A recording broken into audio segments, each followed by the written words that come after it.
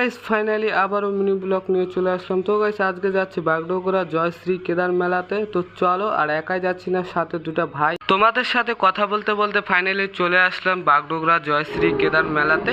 তো ফাইনালি এখন আমরা টিকিট কাটবো। ফাইনালি আমরা ভিতরে প্রবেশ করলাম। তো এখন আমরা যাচ্ছি, ফার্স্টে ভাবলাম নাগরদোলাতে চড়বো। আর হ্যাঁ গাইস, সেদিন টিকিটের অফার ছিল সেজন্য গিয়েছিলাম। আর তো চলো, এখন ফার্স্টে আসলাম আমরা নাগরদোলাতে।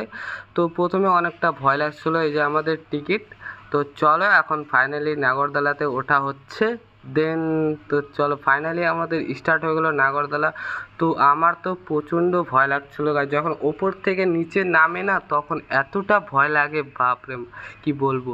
তো দেখো কতটা ভয় লাগছে, মানে এত ভয় পাচ্ছি মাথায় নিচু করে দিয়েছি। তো চলো, আর অনেকটা উঁচু ছিল সেটা।